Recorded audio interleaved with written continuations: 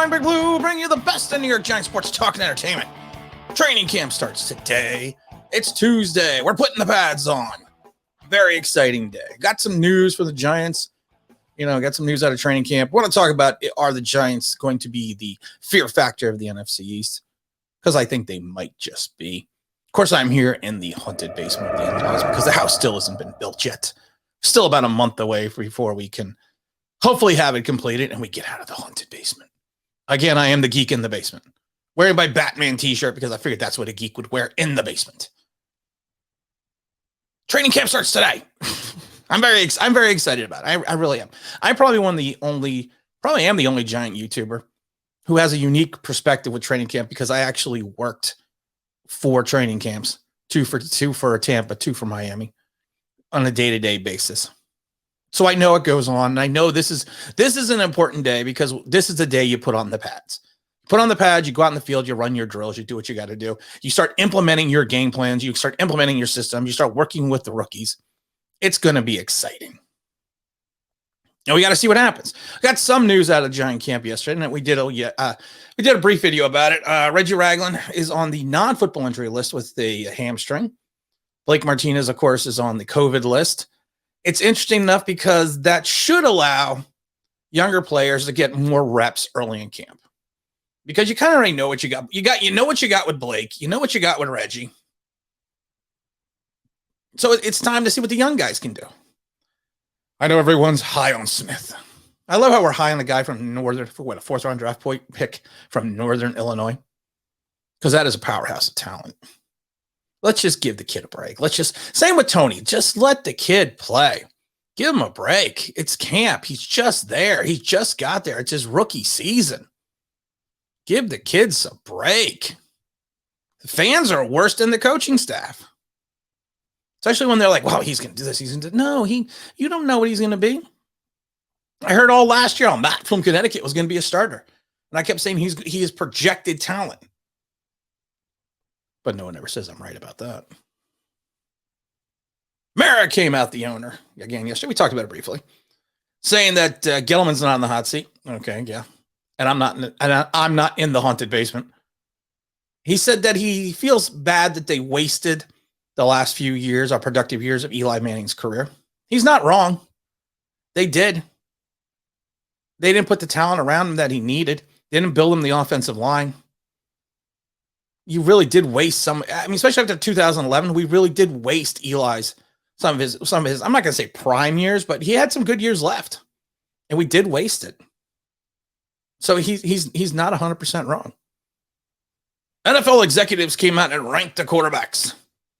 Daniel Jones ranks, excuse me, I think it was The Athletic.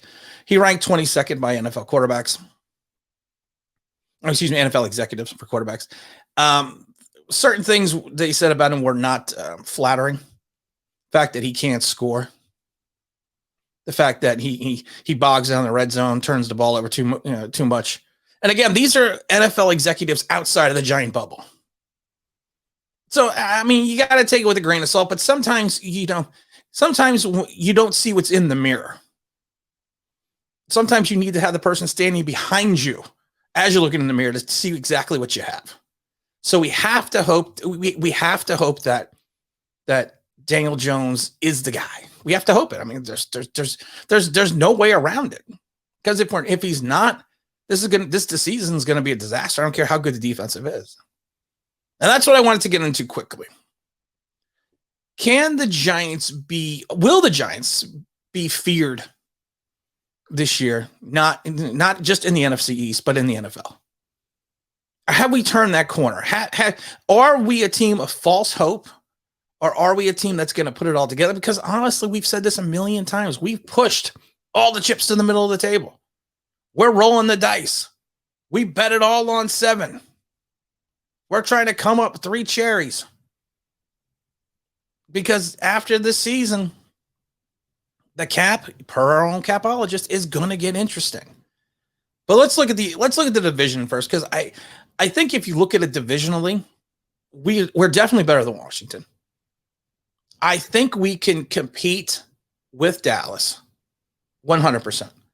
Dallas's secondary is still, they have the Pearl Harbor defense because they're always getting bombed. And I know that's probably a racially insensitive joke now because we are now part of the counterculture where you're not allowed to say anything fun or say anything that's, people disagree with because then you get banned. Screw you. I'll say whatever the hell I want. I'm 52 years old. F you. You don't like it? Don't listen. I don't give a shit. Really don't. That's why I'm sitting in the basement. But we can compete with them. Their linebacking core now scares me in Dallas. It scares me from a run perspective, and it scares me from the fact that I think these guys can also rush the passer. Offensive line, you hope doesn't gel again and come back around, and you hope that Dak doesn't come back. But I think we can compete. I think we can compete with Dallas. I think we will split with. I think we're going to sweep the Eagle, and I think we're going to split with Dallas. So that's 3-1. It's the Washington football team that worries me. And it worries me from a couple perspectives because, like I said, they're kind of a mirror image of what we are. They got a good to great defense and maybe an issue at quarterback. But we have more, I believe we have more offensive weapons in the skill sets that's going to allow us to excel if everyone stays healthy. And if you're relying on Ryan Fitzpatrick to have another Fitzmagic year, Ron Rivera, Riverboat Ron really is rolling them bones. 7 craps. Because there's nothing behind him. There's nothing behind Fitzpatrick. Now, we recently, not recently, but it could have probably gone back to 86. We've had the skins, put a nickel in the jar. We've had Washington's number. We've beaten them when we shouldn't have beaten, but there's also been times, especially going back to Robert Griffin, we lost games we probably should have won. And you cannot rely on each season. Each season is different. That's like when people are like, oh, well, we swept them last year. It doesn't mean anything because that was last year. This is now this year. I think if we can split with Washington, split with Dallas, and sweep Philadelphia, which this is not an insurmountable task. I mean, I think we have a good shot of ruling the division. Our schedule does not have. Some people think our schedule is easy, and that's the problem. Again, in training camp, everyone's schedule is easy because you don't know how the other teams have improved. But we don't have. I don't see it right now. We don't have a killer portion to our schedule like we did last year at the end of the season. I think if we stay consistent, we manage the clock, we play lights out on defense, there's no reason why the Giants couldn't make the playoffs. And there's no reason why we can't return to the success that we had, in the later 2000s, or I should say between 2007 and 2011. There's no reason why we couldn't return to that success unless the quarterback falters. And that's going to be the issue of the day. If the quarterback, Daniel Jones, falters, we may have a 4-win season. And I always, what to say, you can't put all this pressure on athletes now because, they just can't take it anymore. But Daniel Jones has got the pressure in New York on his shoulders. Eli Manning took it. Phil Simms took it. To an extent, Kerry Collins took it. Y.A. Tittle took it. Chuck and Charlie Conley took it. They understood how to put their team on their back and ride into the sunset and get to the Super Bowl or get to the NFL championship game or whatever year we're talking about. And I think the Giants this year, again, I've said this a million times, we are a team of if certain things fall into place. Yes, I think the fear factor will be back and we will have the ability to translate into wins, to translate potentially into a playoff. I don't know if we're going to take the division yet, but I think as bad as the NFC East was last year, I think 2 playoff teams will come out of the East. Of course, you're going to have your division champion. I think the wild card will come out of the East.